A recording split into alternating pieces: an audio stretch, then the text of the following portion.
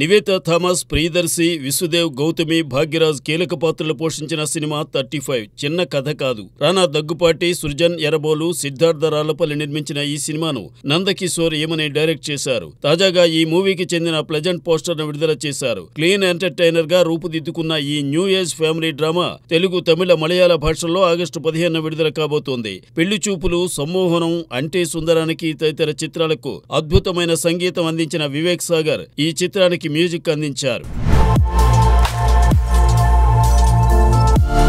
ప్రముఖ దర్శకుడు సుకుమార్ కుమార్తె సుకృతి తండ్రి తరహాలో దర్శకత్వం వైపు కాకుండా నటిగా తన అదృష్టాన్ని పరీక్షించుకుంటోంది. ఆమె నటించిన షార్ట్ ఫిల్మ్ గాంధీ తాత చెట్టుకు మంచి అప్లాజ్ లభించింది. ఈ లఘు చిత్రం అనేక అవార్డులను గెలుచుకుని నటిగా సుకృతికి మంచి పేరు తెచ్చిపెట్టింది. అయితే సుకృతి నటనకే పరిమితమైపోకుండా తన అభిరుచిని విస్తరింపజేసుకుంటోంది. తాజాగా ఆమె డిజైనర్ రేనీ క్రిస్టల్ కచోర్ ర్యాంప్ వాక్ లో పాల్గొంది. కళ్లకు అద్దాలు ధరించి ఐ హీల్స్ వేసుకుని బ్లూ మినీ డ్రెస్ లో సుకృతి ర్యాంప్ వాక్ చేస్తుంటే అందరూ అభినందనల జల్లు కురిపించారు. మరి అందాల చిన్నారి రాబోయే రోజుల్లో ఇంకెన్ని రంగాల్లో తన ప్రతిభ చాటుతుందో చూడాలి.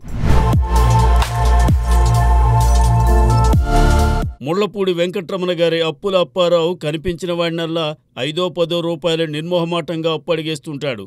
ఆ పాత్ర ఇప్పుడు పేకమేడ్ల చిత్రంలో దిగిపోయినట్టుగా ఉంది. ఇందులో హీరోగా నటించిన వినోద్ కిషన్ సైతం తమ సినిమా ప్రమోషన్స్ కోసం 5-10 రూపాయలు సాయం చేయమంటూ డైరెక్ట్గా క్యూఆర్ కోడ్ పెట్టేసి ఆడియన్స్నే అప్పడిగేస్తున్నాడు. పైగా సినిమా విడుదలయ్యాక వడ్డీతో సహా తిరిగిస్తానని హామీ ఇస్తున్నాడు. మరి ఇంతలా ప్రాధేయపడుతున్న సదరు హీరో గారి పాత్ర ఏమిటో తెలుసుకోవాలంటే పేకమేడ్లు విడుదలయ్యే వరకు వేచి చూడాలి. అనుష కృష్ణ హీరోయిన్గా నటిస్తున్న ఈ సినిమాను రాకేష్ వర్రే నిర్మించాడు. ఇటీవల ఈ సినిమా డీ బూమ్ బూమ్ అనే సాంగ్ కూడా విడుదలైంది. మెగాస్టార్ చిరంజీవి దేశంలో 2వ అత్యున్నత పురస్కారం పద్మవిభూషణ్ను స్వీకరించిన తరువాత తెలంగాణ ముఖ్యమంత్రి, ఇతర మంత్రులు ఆయన కలిసి అభినందించారు. ఈ పని ఆంధ్రప్రదేశ్ ప్రభుత్వం చేయలేదు. అయితే ఇప్పుడు కూటమి ప్రభుత్వం ఏర్పడిన తరువాత చిరంజీవిని ఈ కొత్త ప్రభుత్వం సన్మానించాలని భావిస్తోందట. విశేషమేమంటే అదే వేదికపై నంది అవార్డును పునఃప్రారంభించే అంశాన్ని తెలియజేస్తారట. ఈ కారణంగానే ఏపీ సినిమాటోగ్రఫీ మంత్రి కందుల దుర్గేష్ చిరంజీవిని ఇటీవల విశ్వంబర సెట్లో కలిశారని అంటున్నారు.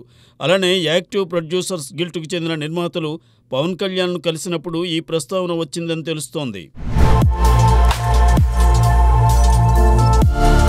ఆది సాయి కుమార్, అవికా గౌర్ జంటగా నటిస్తున్న సినిమా షణ్ముఖ.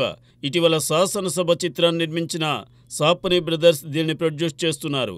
వారిలో ఒకరైన షణ్ముఖం సాప్పని దీనిని డైరెక్ట్ చేస్తున్నారు.